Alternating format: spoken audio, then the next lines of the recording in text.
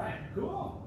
I'll do that, and I'll be popping in and taking pictures too. So. Oh, perfect, guys. No, That'd be good. Don't panic when you see me again. No, that'd be good. I like pictures. So. And then, yeah, you can find me on Blue if you have an emergency type issue. Then. Okay.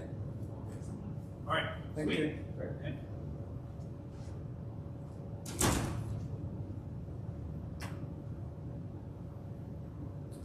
Okay.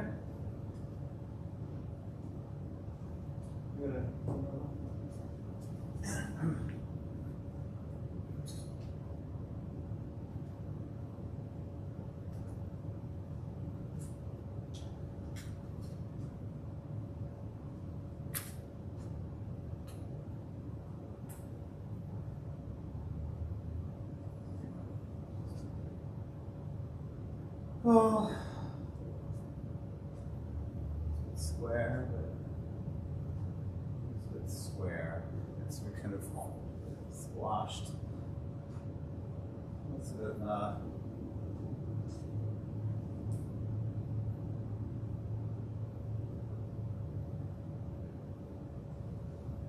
your organization.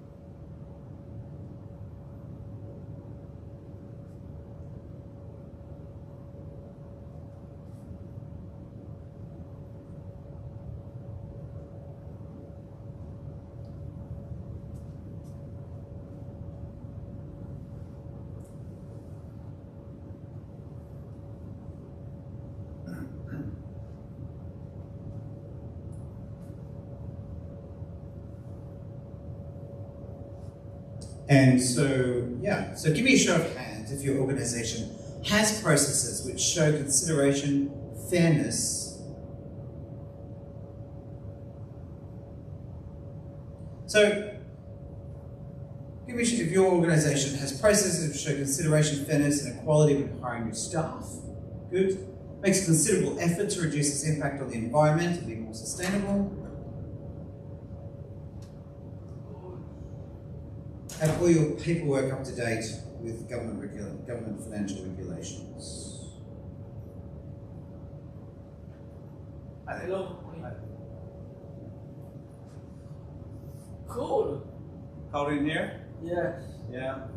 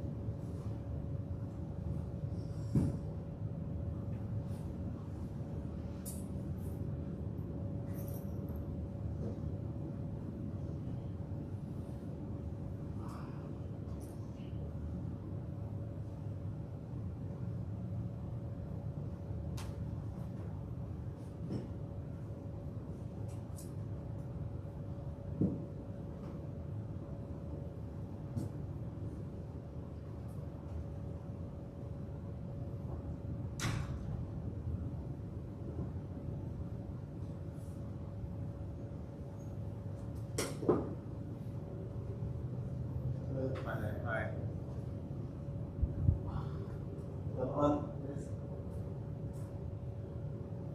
I don't need that one. It's okay.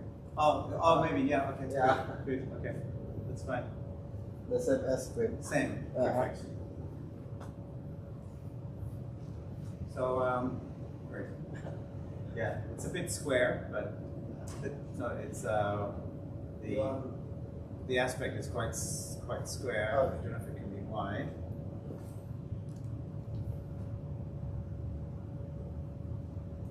This for switch. This back. You want go. This. Yep. This go. Put it on present it. You want this. Auto. Auto.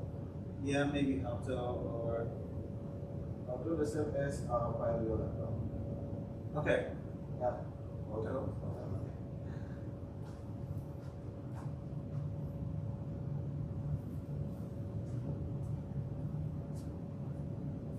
you want pull like this. So it's kind of, yeah, it's much better. Yeah, You want auto? I think so. I'll just check. More pronounced when I've got a circle. But I think it's fine.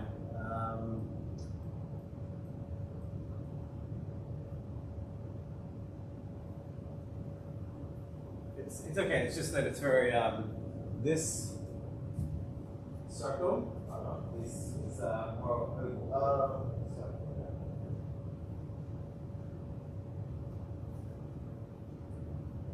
Also,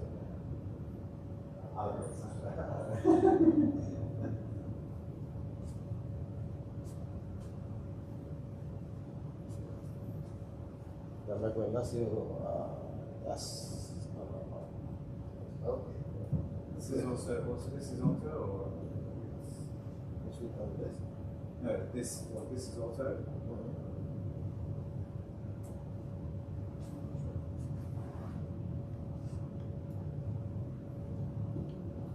It doesn't matter. It's not critical.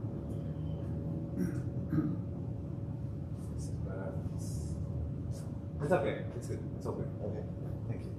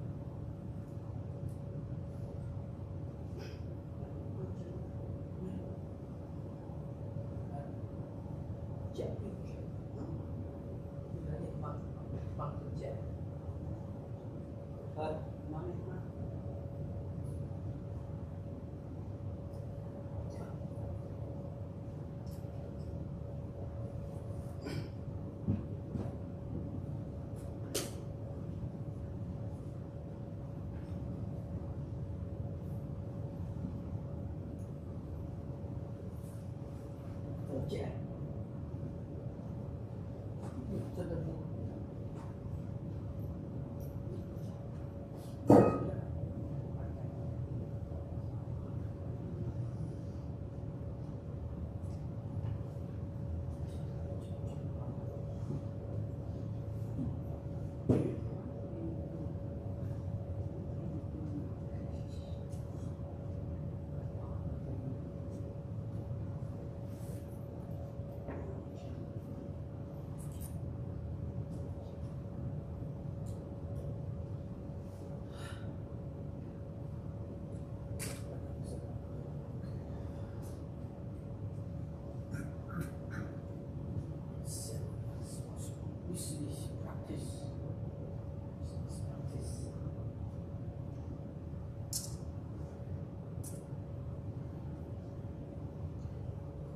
Cold in here.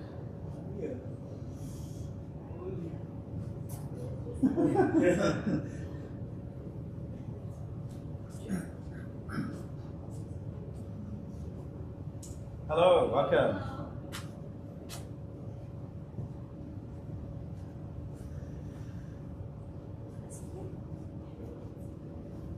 It's very cold in here, isn't it? Yes, it is. Absolutely freezing. Or somewhere than something like Yeah, exactly. AC. Yeah.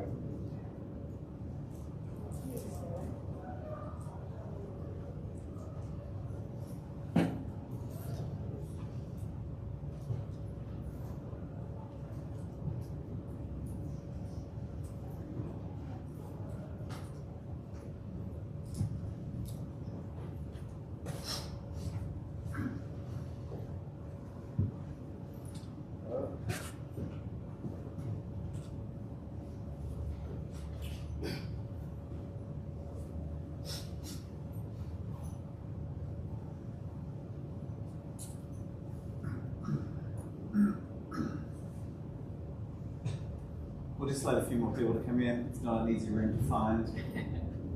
I had to do some hunting on my first day. Where is this room? The mystery room.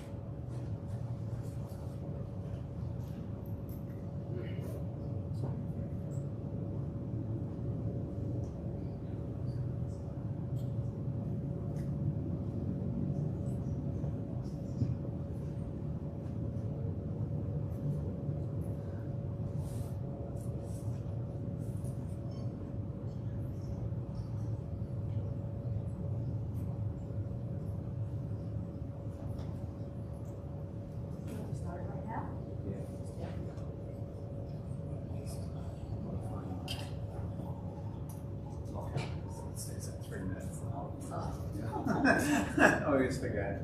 Yeah. I'll get started. Yep. Yep.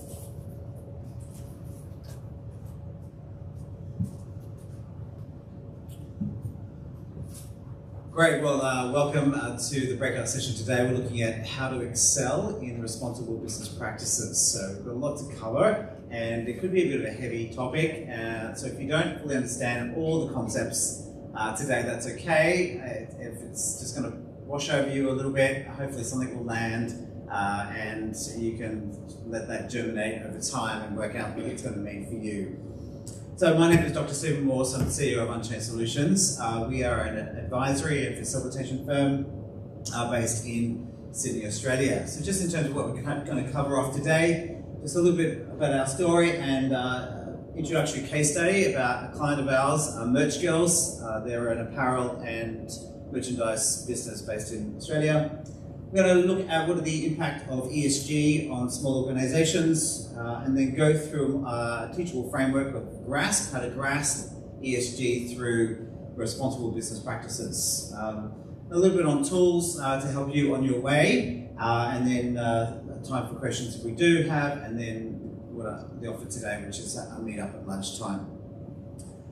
So just in terms of our story, Unchained was founded and is run by me and my wife Sarah, so we're co-directors and we're a female-owned business. We're based in Sydney, Australia, and we are classed as a certified social enterprise with Social Traders, which is an organisation that certifies, Peabody Good certifies organisations. We're also B Corp certified as well. We have our on-field experience, our background to Unchained. We spent 6 years in Madrid, Spain, working to combat anti-trafficking there, particularly in sex trafficking. My wife is a registered nurse. I worked in a safe house for women coming off the streets, and I did doctoral research looking at the demand for sexual services at that time. Our main focus is to address the issue of modern slavery. We have the Modern Slavery Act in Australia, and we are working with businesses to do that. We also provide extended services around ESG, particularly in the area of strategy and facilitation and training. So we're a solution provider for the compliance with the Modern Slavery Act, and we are partnered with the Freedom Business Alliance, so we provide support to that alliance. We're also part of the Commonwealth 8.7 network, which is a global movement of organisations within the Commonwealth nations to address this issue as well. In terms of our purpose, we're about demystifying the dimensions of ESG and CSR. We are really committed to making sure that organisations do implement responsible business practices. And in terms of our own commitment as being classed as a social enterprise, we give 50% of our profits and do pro bono work to support anti-trafficking, anti-slavery projects, particularly through the Freedom Business Alliance. We have our own framework for working, so we do a lot of work around strategy, analysis, training documents, and research. And we work and have a number of solutions and services to help organisations regardless of their maturity with the regulations and also with their size. And so we're very industry agnostic. We work with a range of organisations, both mainly in Australia and New Zealand, to address this issue, ranging from big mining companies all the way to not-for-profits as well. So we work with those who are mandated to comply, as well as those who are caught up in the supply chain who need to align their business practices with the demands of corporate Australia. In terms of moving into Merch Girl's story, just want to start with a bit of an icebreaker. Give me a show of hands if your organisation has processes which show consideration, fairness and equality when hiring new staff, makes considerable effort to reduce its impact on the environment to be more sustainable, and have all your paperwork up to date with government financial regulations. Put up your hand if you can tick all those boxes. Hopefully. Sort of. Well, if I was to ask you, is your organisation meeting or its ESG reporting requirements, how many people would put up their hand? Right, well basically, the whole point of today is really to break ESG down, and I'll go into a definition in a moment. But really, if you are an organisation that is doing all that is on the left, you're right, well, the left, you are in effect fulfilling the requirements of this concept, this big concept called ESG. So let's just see how this is working out for an organisation that we're doing work with. So Merch Girls, based in Melbourne, they're an apparel and merchandise manufacturer and retailer. They're a small business, but they are scaling with an increasing amount of government contracts as well, which is pushing them as a driver for them to actually step up in terms of their overall governance and their business practices. They're a member of the Australasian Promotional Products Association, so that's about 800 member organisation, Peabody Group, that is working with those who are in merchandise and promotional products. They're committed to sustainable solutions, especially in resource management. They're committed to no single-use plastics, which I know is not always easy to do. And they work with local suppliers throughout Southeast Asia. So they have a local knowledge of how manufacturing works in many countries in Southeast Asia. They work with a lot of sort of small businesses, ma and pa businesses, micro businesses, to actually source the materials that they need for their own products. They're working with us to improve their governance, so their policies and their procedures. And their aim is also to be certified as a social trader with Social Traders Australia.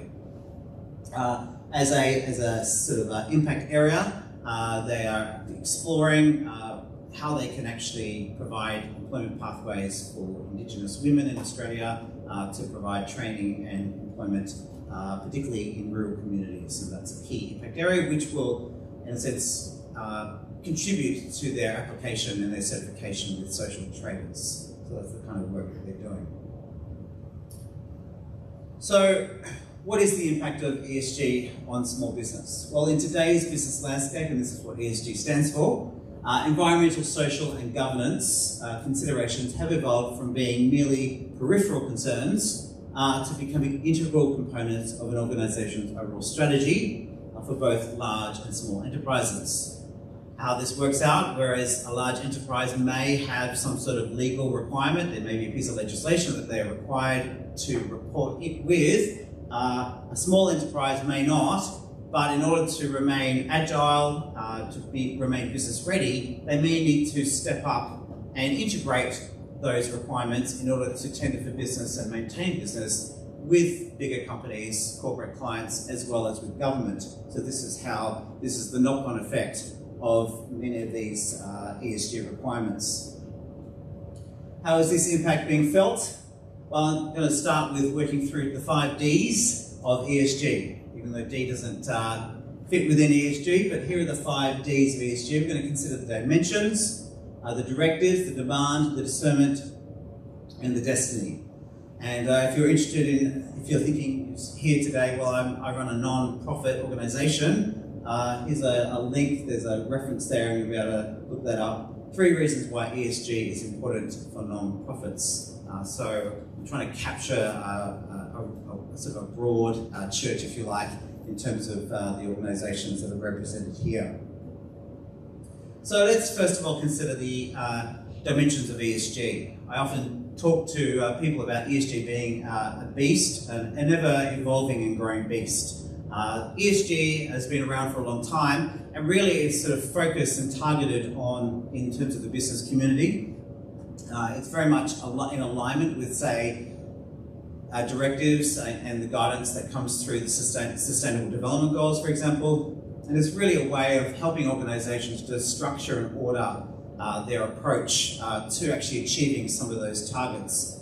So we could say there's 3 main silos within ESG, but it would be a mistake to sort of separate them and say, well, that's purely in the environmental zone. They're all interrelated, so they all impact on each other.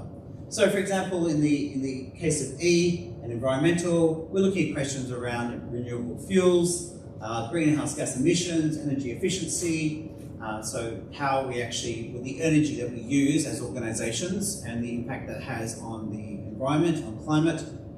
And then on the other side, there's questions around resource management and waste management. How are we actually using our resources? What's the impact of our resources, and particularly our waste, and how's that impacting not necessarily just the air quality, but perhaps the land, how that's impacting the land itself, and also impacting the communities that actually use that land. And another category in there is around emergency preparedness. So if there is an emergency, for example, how is our infrastructure and our organisation, our facilities placed, if they were to be damaged, what will be the environmental fallout from that kind of emergency? So that all fits within the E camp. The S camp is probably the sort of the little brother, sort of the less defined and an ever-growing space. How do we understand the social dimension? Well, there's questions around human rights, which is a very broad category. We've got the area of modern slavery and human trafficking, which is the key focus for people here. Then we've got questions around what may be happening in terms of workplace health and safety, employment conditions, affirmative action, particularly for female representation, a big and growing area around diversity, equity, inclusion, which has also now added an extra word of belonging, and questions around, might be, for example, questions around reconciliation. So if you're in a context, for example, where there is an Indigenous community which has been underserved and oppressed historically, this is very much applicable to the context of Australia. What are we doing to actually raise, in a sense, restore the dignity and raise the opportunities for underserved communities that are Indigenous to the country in which we're placed? And then finally, what is the local community impact? So that's a big area. And then on the governance side, and the governance is probably the silent partner in ESG, been around for a lot longer. Questions around board diversity and ethical standards, stakeholder engagement, how grievances are shared and how data is protected and how people's rights are upheld in terms of shareholder rights. Pay for performance in terms of directors, know your customer. So it's not just about knowing who your suppliers are, there's a big push now to actually understand who your customers are. Are you prepared to do business with particular organisations, particularly if there's some sort of nefarious activity, money laundering being an example which was raised earlier today. Anti-money laundering and a growing area around cybersecurity. So, and data security, which is increasingly week on week, we're being, organisations are being targeted and hit in this area. So, if I was to look at this entire landscape and think, well, what would be the top 3 issues facing that are sort of topical at the moment, it would probably be climate change and energy use, energy output would be on the E side. On the G side, probably the biggest piece of conversation would be around cybersecurity. On the social side, I think the jury's out. I think there's a wide range of issues, but I think diversity, equity, inclusion, depending on your context, is a big growing area of discussion. How do we actually make sure that our organisations have equal representation in terms of diversity? Moving on, the second D would be around the sort of directives that are mounting, that are growing globally. One of the latest being the EU Corporate Sustainability Reporting and Due Diligence Directives, which came out over the last 6 to 12 months. And this is really represents a big change, a big game change in terms of human rights and environmental due diligence, because when you have a market such as the European Union, some 400 million people, very wealthy nations, starting to make a lot of noise around how business is conducted globally, that will have repercussions globally in terms of the global movement of money and goods and services. But we can also trace, and I know Leanne in her session yesterday did this as well, we can trace there's just been a development, even on the human rights, human trafficking, modern slavery front. There's been a rise in directives and legislation, hard legislation, so what might be considered soft legislation, say the UN Sustainable Development Goals at a UN level, is now being translated in many parts into more hard legislation at the local level, and we can see there's a rise in that kind of legislation developing. And really, there are probably 3 key concerns of all those kind of directives. One has to do with the question of transparency, putting the demand on organisations to be transparent in terms of their business practices, and then also taking responsibility. So it's not just about identifying risks and declaring risks and being honest with yourself about those risks, it's also taking steps to remediate, to put in place that could be improving your governance, your policies, but also identifying some low-hanging fruit of how you might be able to improve the workplace of a particular entity that you're doing business with. And the hardest category of all, how do you actually measure the effectiveness of that? So it's not just about numbers, how many people, for example, completed a module, it's about changes in behaviour, changes in perception well that you need to measure. So that qualitative dimension that needs to be measured. The third D is your demand. So we see a number of market forces now looking at ways and looking at putting pressure on organisations to step up and improve their business practices around ESG. We could go around this spider, if you like. We've got government grants and tenders, so governments increasingly adding in their tender processes certain criteria that organisations need to satisfy in order to either pre-qualify or get that tender or that grant. On the investment allocation and philanthropy, whether that's investments, so capital raising, or it could just be through grants as well and donors, there's an increased concern that's coming through that. And there's a link there to a resource if you want to do more reading on that when you get access to the slides. Pressures coming from consumers. I think Lan even mentioned through the survey that they did through Slave Check, they interviewed 1,000 participants around, would you want the products that you made with slavery, which is kind of a loaded question in many ways, because if you put a microphone in someone's face and say, would you want your products made with slavery, the answer is going to be no. The question is, when at the point of sale, when you'll see that deal through is it Temu or Tima, for example, when that offer comes, what decisions are you going to make at that point? And are you going to care about the impact of that purchase, for example? Questions around knowing your customers. So it's not just about suppliers having to step up to the plate, it's also about those who do supply asking their customers, well, where do you stand on these issues? What are your practices as well? Pressures that are internal from employees, particularly through younger generations coming through the workforce, wanting to work in places where there's a purpose-driven dynamic to the organisation. And finally, through venture partners and corporate contracts, other partners organisations that you might be doing business with might have their own commitments and expect you to be in alignment with those commitments. So there's market forces, so there's legislation forces, and there's also market forces.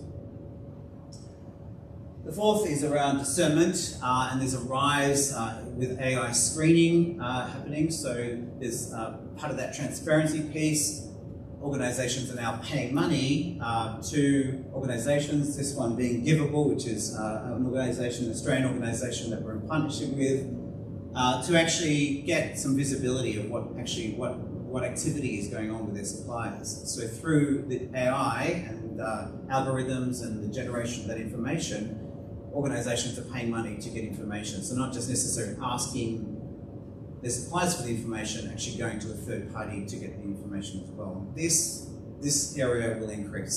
So the transparency piece using AI will increase.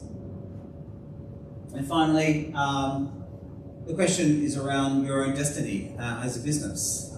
So thinking through, what does it mean to be business ready today? What does it mean to actually do business or run an organisation? Is it just about the people that you're working with? Is it just about the products you're selling? Or is it about actually thinking and making a wider impact and contributing to the wider impact? And regardless of how big your organisation is, if we all contributed and played our part, if we're all sort of little links in the chain, then we can make the change. And so there's lots of questions around appetite and capacity. Where is your organisation placed? What is your appetite for responsible business practices, particularly around ESG, and therefore assessing what is your capacity to do so. So thinking through those questions. So really then sort of leads to the question, through that the lens of ESG, where is your business, where is your organisation placed in relation to the dimensions of ESG? Where are you currently thinking, or with your organisation, what do you need to think about in terms of your own environmental impact? Do you have a policy in place? Do you have a commitment to how your products, for example, are packaged? Is that a way that you could actually make an impact similar to merch girls? Are you able to calculate your emissions, for example? Do you know, for example, the emissions, through your own energy supplier, for example, you may not be able to necessarily calculate the emissions that you produce, but how about through the energy provider that you use? On a social front, yes, most of us are committed, and rightfully committed to anti-trafficking, but as we step back and think a little bit more holistically, what other social dimensions do we need to consider? Is it just about, for example, working with survivors, or do we also need to think about, for example, our donors as well? What kind of impact are we making on survivors, on the staff, on our suppliers, and also on those around us, perhaps through the movement, and also our donors? And finally, what do we have in place around governance? Even at the most basic level, what kind of policies do we have in place, and how are those policies socialised, implemented? How are we reviewing the effectiveness of those policies? This is, I've been using the Hoover app a lot, and you probably noticed, and you've probably participated in the polls that I put out. I put out 3 polls this week. So the first poll was around which dimension of ESG does your organisation excel in? Not surprisingly, it was in the S zone, on the social zone. That was to be expected. And then second to that, the governance, and least of all, the environmental. So that hopefully will give an indication of where we're thinking at the moment. The second poll, which I only put out yesterday, so I haven't got too many responses, but happy for more responses to come. How important is it for an anti-trafficking organisation to demonstrate responsible business practices in relation to the other dimensions of ESG, including carbon emissions, waste management, cybersecurity, and DEIB? And actually, surprisingly, we got beyond 4. So there's kind of only 14 responses so far, but at least whilst the focus is on addressing social compliance and the social dimensions of ESG, there is actually an identification and a realization, yes, that we also can we can also make an impact on other ESG dimensions. And that just really then leads me to for us to think about, what are the drivers? What are the drivers for implementing the dimensions of ESG? When we think about your own organisation, most of us are thinking about we're here and our focus is on social compliance. But what's driving that for us? It could be, for example, on the ethical side, it could be a faith commitment that's really driving that. So ethics is informed by our faith, for example, our own religion, for example, which informs the kind of practices that we put in place. Perhaps you're maybe equally driven by the legalities. Perhaps it's and maybe the two working together. It's through your commitments to the ethical that you're also going to be legally compliant, and you're going to do what you can to meet those legal requirements, because we need to, in a sense, we need to separate those two thoughts. For example, that which is legal is not necessarily always ethical. And it's a matter of perspective on what you think. Some people who don't have much in terms of by way of ethics, or their ethics is just kind of whatever they feel like, are more likely to be driven by what is ethical. That's going to drive their behaviour. And then thirdly, some people are just driven by the commercials, by the economics. And to be honest, in terms of the work that we do with many organisations, and particularly when it comes to the Modern Slavery Act, whilst it's a legal requirement, it's a pretty weak legislation in many ways, which needs to be strengthened, and there are recommendations to strengthen it. And the priority on the legal front is really just to do the mandatory minimum, really. It's all about what can we do to show that we're compliant, but not do too much. And really what they're driven by is the commercial and the economic. So it's just something to think about in terms of what are the drivers for the work that we're doing. Coming back to the priorities for Merch Girls, well, they're on the ethical front, they have a commitment, their own commitment to environmental and social impact. So it's very much part of who they are as an organisation. It's a female-led organisation. I think almost all of the staff members are female, and it's very much part of their mandate to make an impact in these areas, and to increase their understanding of how they can make an impact. On the legal side, well, they're a small business, so there's no mandate. They're not legally mandated to do anything, but they see, for example, on the commercial front, they see the advantage of alignment. They see the advantage of reframing their operations and their practices because it's going to be advantageous economically, commercially, to be able to tick boxes and be ready when a government tender comes, or to do business with a big corporate who's going to ask them questions about what are they doing, for example, around emissions? What policies do they have in place around data protection? What kind of impact are they actually making on a social front? So that's how that all ties back into their story. So now I want to move on to how can we make sense of this today? So realize, for example, ESG is a big area, and I gather that most of you here today are not probably not mandated legally to do anything in the area of ESG. However, you may be in a situation as an organisation, which I identified earlier, that it's going to make sense for you. You may, on the commercial front, it may make sense if you are a business and you're selling products and you want to go to market and you want to scale that. It could be that you are going to start interfacing with organisations and market forces that are going to ask you and require you to step up in certain areas. It could be that on the ethical front, yes, your concern is on the social side, on people, but I'd like to also kind of challenge you on the environmental front. It was interesting with the polls that the least amount of interest was around the environmental. But if we think about, if you're thinking through the lens of a Christian lens, we are called to, in a sense, be good stewards of the creation.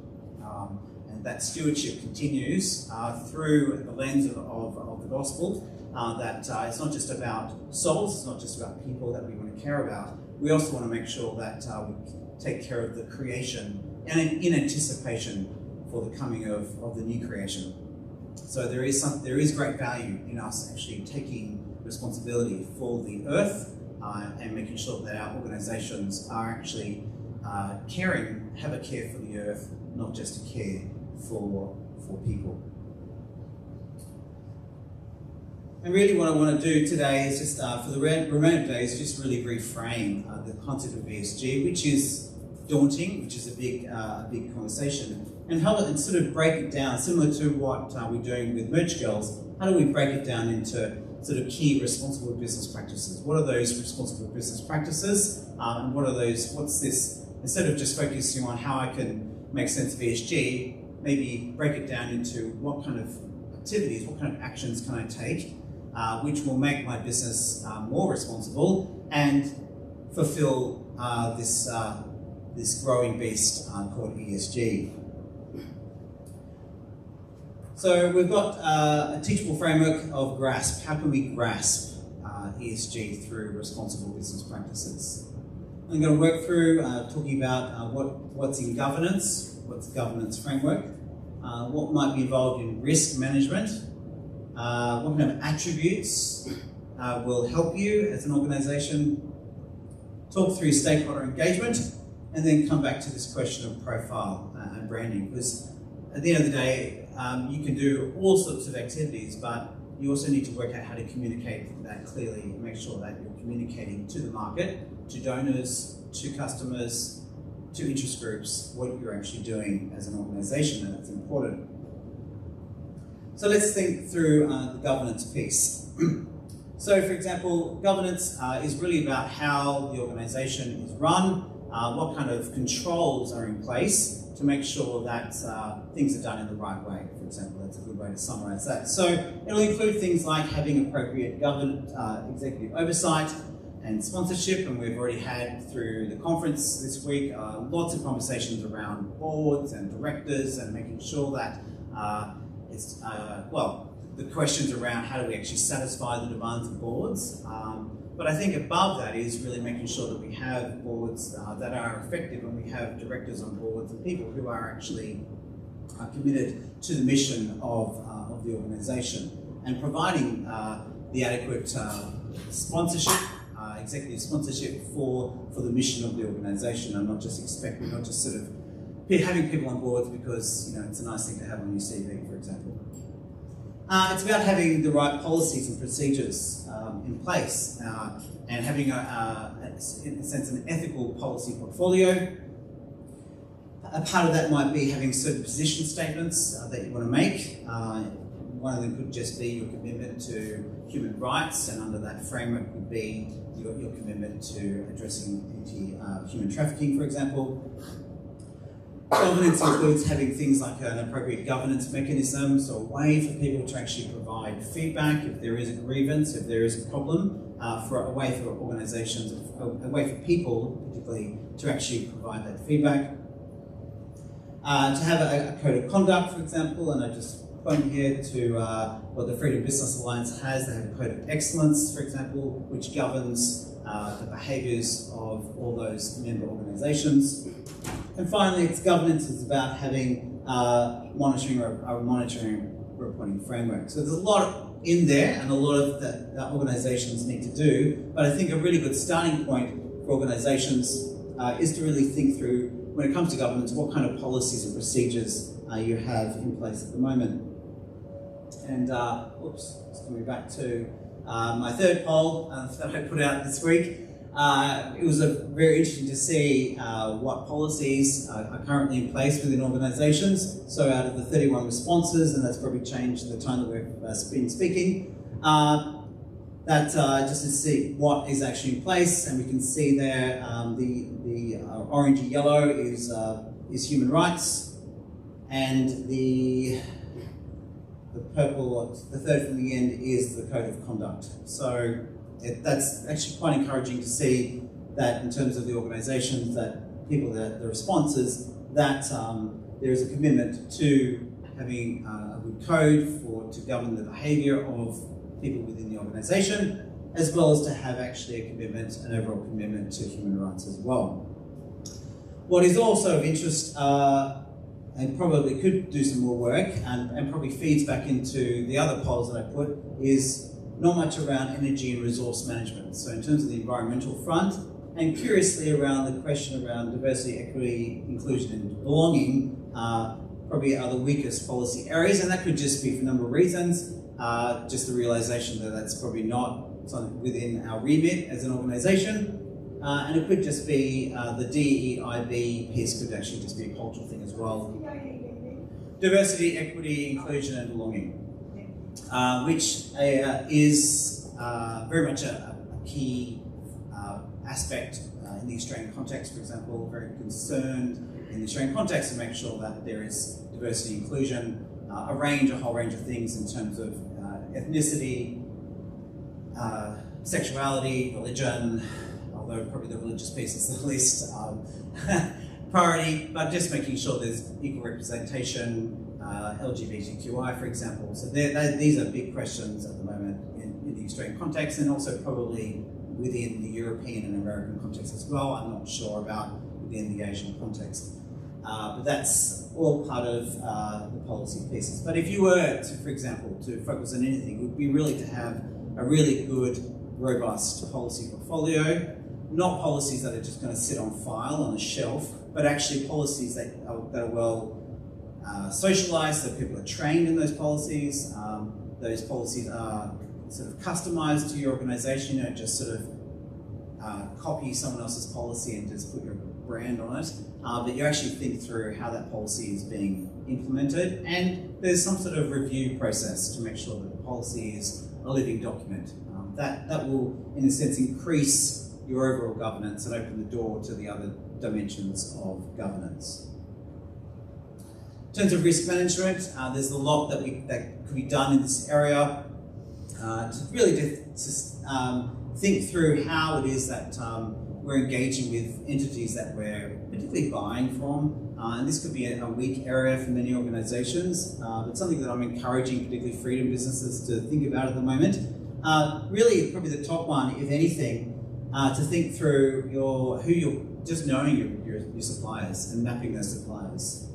and really, if you can, create a risk profile for those suppliers.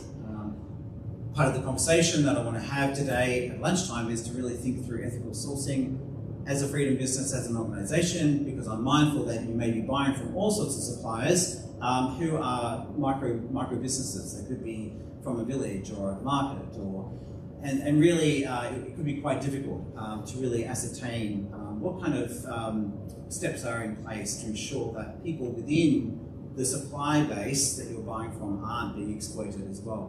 We're concerned as organisations about providing services for survivors, for example, but how are we, in terms of the ecosystem in which we operate in, what kind of impact are we having for those who, for example, are supplying goods and services to our organisation? Other things, if you can, you might think through questions around audits, thinking through questions of your appetite for risk, and this is not just in the area of human rights, it could be in the area of the environment, as well as areas around cybersecurity as well, and also questions around how you onboard suppliers, what kind of standards do you expect from your suppliers as you do business with them. Attributes have to do with the kind of certifications that you might have. If you have, for example, been audited, you might have an audit report that becomes an attribute for your organisation. There are all number of international standards, ISOs, for example, an SA8000 is a certification for example, for a factory, for example, or a facility, to make sure that it actually is operating in a way that upholds business and human rights. Could be that there's value in you being certified through, say, fair trade, or a bigger kind of certification, say, through B Corp, something that will actually help you, in a sense, to step up in terms of your governance and risk management, but actually provide a certain standard. So when people see that you have this standard, they recognise that you are operating as a certain business that they want to do business with, or an organisation that they want to do business with. So again, there's a lot in there in terms of audits, audit reports, licenses, awards, and also the value of being on like a supplier panel or a supplier scheme. What can you get onto that pre-qualifies you for doing business? For example, in the context of Australia, for example, there's lots of government, state government panels that organisations that we're on as an organisation, so that we are pre-qualified, we have demonstrated that we have the right business practices in place, so that when the tender comes, we don't have to do the scramble to upload policies where it's already done and we're ready for the tender when it comes, if it comes, hopefully they do come. Stakeholder engagement, thinking through what kind of training, what kind of that you're providing, both for your team, internally team, but maybe what kind of training you need to provide for your external stakeholders. So, for example, when it comes to those policies, make sure that the policy doesn't just sit on file, but people understand the policy and how to actually use the policy. That people understand, questions around trauma-informed care, which is a big topic of this conference, for example. Or it could be that you need to actually provide some training for your suppliers so they can actually engage with you and understand the kind of standards that you're actually wanting to operate on. And this also extends to donors. I think there's, particularly yesterday, there was a big piece around how to actually, in a sense, educate donors to actually understand what you're actually trying to achieve as an organisation and actually work with you to achieve that mission, and not just try and meet the demands of your donors and what they're expecting you to do, but actually to work in partnership with them. So there's a lot that can be done there around, and think around stakeholder engagement. Who could you, for example, be partnering with? What kind of coalitions could you be working with, for example, to demonstrate that you're actually committed to your mission, and you're doing that in partnership with others as well. And finally, the topic of profiling. How do we actually sort of tie all that in as an organisation? Think through questions around ethical storytelling. How do we actually tell the stories of our organisation, what we're doing? How do we take all that activity around our policies, our impact, the work that we're doing with people, and how do we actually wrap that up in a way that's ethical? How do we present that to actually show on our websites, on our socials, for example, on our collateral, what we're doing and how we're doing it, and what kind of steps we've taken to demonstrate good practices, and perhaps what the journey that we're on. It could be that we don't have much in place at the moment, but we actually need to, this is the journey that we're on, and we're actually going to complete this work in the next 12 months or the next 2 years, and these are the steps we're going to take as well. And that's really important to realise, particularly as a small organisation. You can't cover off all this all at once. It could be that you need to start small, have clear goals, and actually then have in process steps you're going to take over a period of time. This is what we're going to achieve, this is what we're going to do, and then demonstrate and then show the story of that, sort of show the story and the progress that you're making in those areas. So thinking through how you're going to integrate your brand, that into your brand, and also just being aware, just increase awareness of what's going on in the market and what's important from a market perspective, and how your organisation fits within that as well. So yeah, just coming back then to where do we need to start with RASP, recognising that there's a lot in there today. I've covered off a lot of information at a very high level. What do you need to do in terms of governance? What can you do now in terms of those policies, for example? What do you need to do in the area of risk management? Perhaps it's just starting with some supplier mapping, understanding who your suppliers are, and understanding maybe to some extent, even at a high level, what are the risks associated with those suppliers? What kind of attributes could you be going for example? What kind of, could be that there is a certain standard that you could go for. It might be a project that you need to implement, something you need to aim for over the next 12 to 24 months, but something that will really benefit your organisation. If you actually had this attribute, if you had this certification, if you had this audit report, what kind of impact is that going to have in terms of your own longevity as an organisation, your own agility as an organisation? In terms of stakeholder engagement, what could you do to improve the training, your internal training, but what do you need to do externally? What's going on around your organisation? Who actually needs to be engaged with much more concretely? Who do you actually need to talk to in order to improve your standing as an organisation? And then profile. What do you need to do to actually integrate, think about your brand narrative, your story, and how can these kind of activities feed into that brand story in a way that's ethical, obviously, and truthful, but actually can show the market what you're doing, what you stand for, that you do actually have a commitment and you do have a plan to improve and increase your commitments around ESG and responsible business practices. So just before we go to questions, just some tools for excellence. At Unchained, we run an ESG strategy course. We do that over 5 days, 5 90-minute sessions. We have an offering coming up at the end of August. And really it's a way for organisations, business people, business leaders, business professionals, as well as tertiary students who want to, in a sense, increase their understanding and get a micro-credential, to really understand and start mapping out and planning how they're going to achieve different dimensions of ESG. So this is the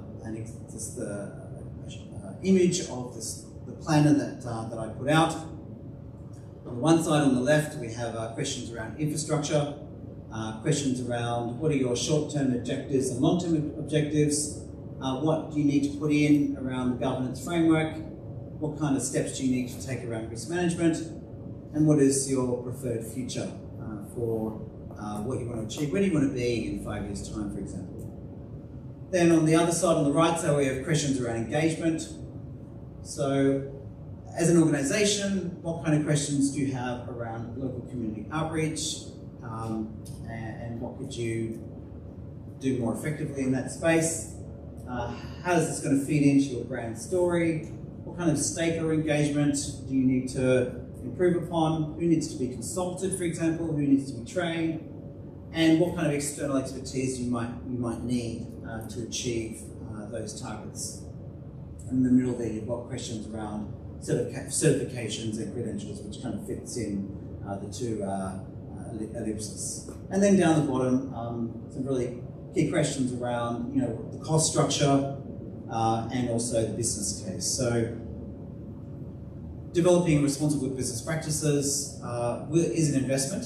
It's an investment in time, it's an investment in money, investment in personnel. So thinking through strategically what kind of investment you need to make and how you're going to achieve that in relation to all the other business activities or organisational activities that you have in place. So that's a really key conversation. But also thinking through, yes, it's not just about the investment, but what are the opportunities?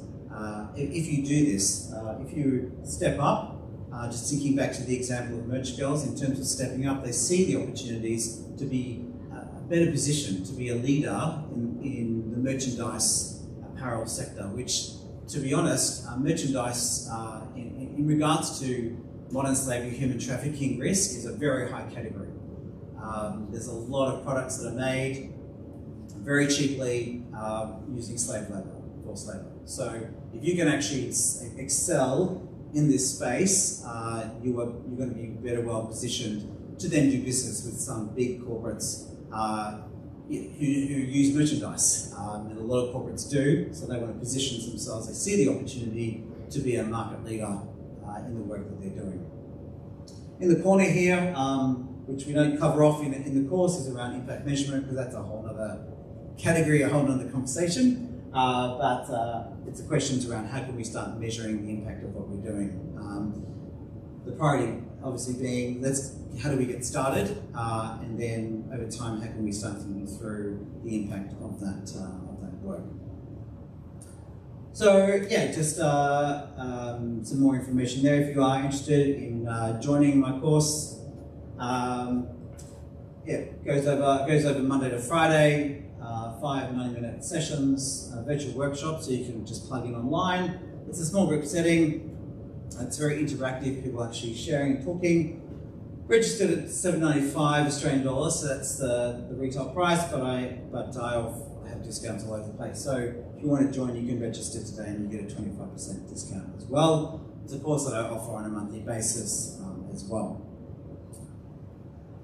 So some key takeaways, and then we'll come to your questions. There are ethical, legal, and commercial drivers to encourage the development of responsible business practices around ESG.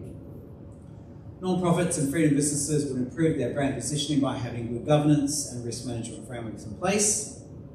And the integration of responsible business practices starts with clear goal setting and an awareness of current practices. So if you can start there. What do you want to achieve? What's your preferred future? And then have an analysis, a gaps analysis, if you like, of your current practices. What do we have in place? And what are the low-hanging fruit of what we can do in the short term? That will go a long way to getting you on the path to better practices. Any questions at that point?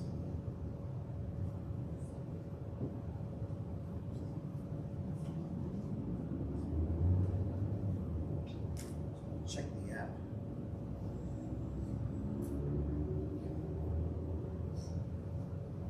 I don't know if this is in your laneway, Stephen, but is there any recommendations for cyber security apps for non-profits? For cyber security, so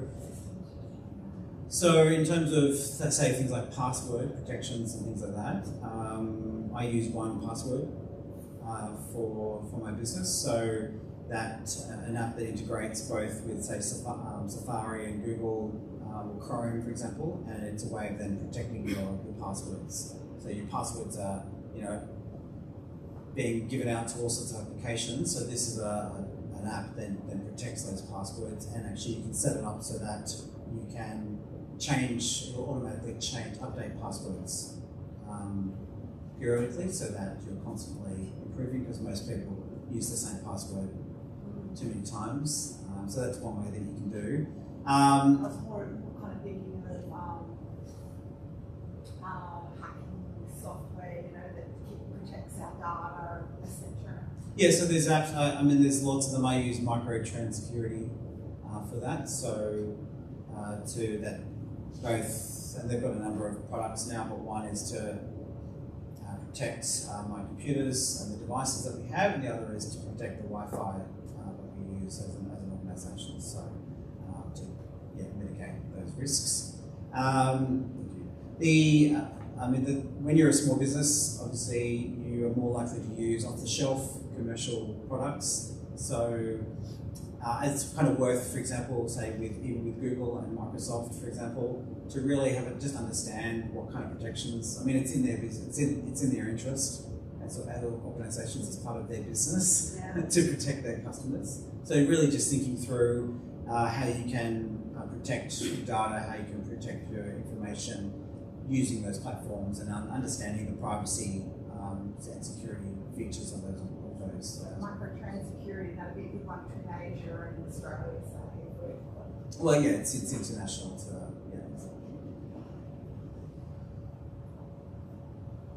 Yes. Thank you for the presentation. It's good and interesting. My name is Jimran from Japan Solution, Cambodia, and currently we are planning to have small business for a survivor. We have some small brand, not big, just start up like the small business in their community. Regarding to this, do you have any experience of how to help survivors to be successful in starting their business? So the question is, you're setting up a business to help survivors start their own business. Like a small brand, sell it around $300 per survivor. Right, and so your question is, do any tips to actually in terms of helping survivors support our survivor to be successful with this small amount doing this? Oh, okay. So you're talking about like a microfinancing kind of scenario. I don't. Well, sorry, that's not really my area. I have actually done work, being in a relationship with organisations that focus and specialise in microfinancing kind of structures. It is the success of those ventures, to my understanding, is that it's done in community. So it's based on people, for example, who are at risk or are vulnerable, and if they are working in a microfinancing structure, to actually do that in community. So the community aspect is actually critical. Is very much instrumental in terms of the success of their venture, because it provides a level of accountability, for example, and support when starting a business is really difficult, so really hard. So if they have those kind of support, having the support structure is going to be important. But unfortunately, it's not really my area. Currently, we have some tool to access before we provide the small grant. For example, like how the community look like, and for example, if they want to start that if the survivor selected one business, so we will look around the community whether this business can be works for the community or not, and how the survivor contributes. For example, we have like $300 per survivor. How they contribute their resources, their own resources, like they have land, they have house, they have some budget or not to contribute. For example, like their planning is more than $500, but we have only $300 for them. How the other 200 contributes from the survivor, and we also have some discussion or with the local authority about this kind of business. Then after we complete all this form of assessment, the team will make decision whether we should provide these small grants to the survivor. This is the process that we are going through, but now still in the planning. Okay. Yeah, not yet implemented. So is your question, is there a platform that can be used for that? Is that what you're trying to ask?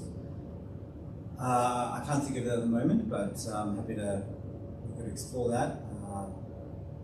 In terms of helping a survivor, well, anyone really, to get going. I mean, there are a number of tools to help people get the business going. In fact, it's never been easier today, really, to start a business, given the number of applications and tools that are available. So, what would be appropriate? I don't have that off the top of my head. All right, we've got 2 more minutes, so if there's any other questions.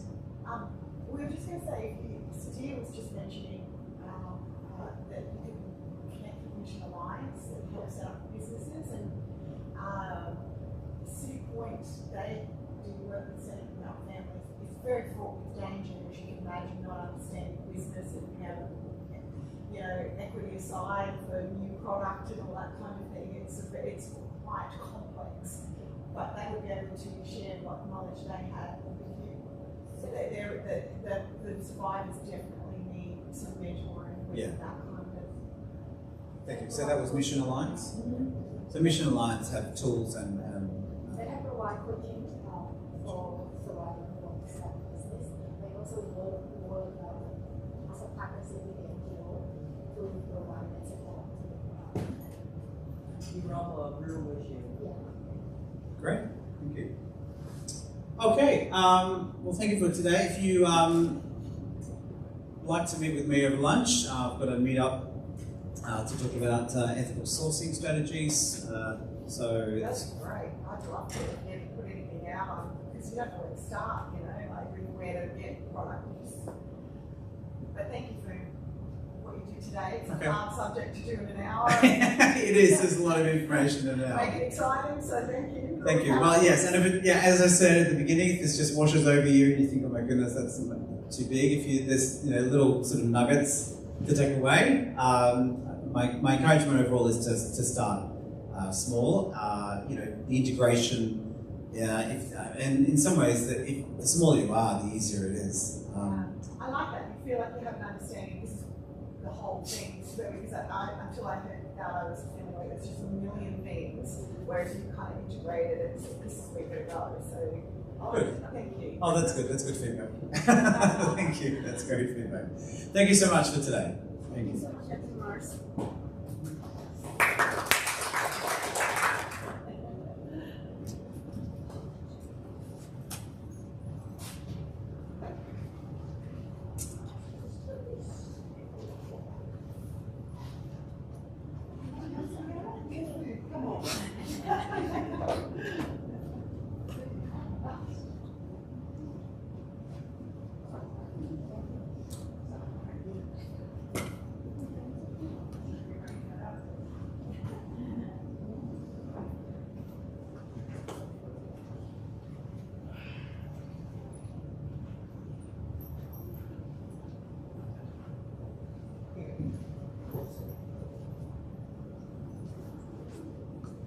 Thank you so much. Oh, my pleasure. Thank you. Yeah.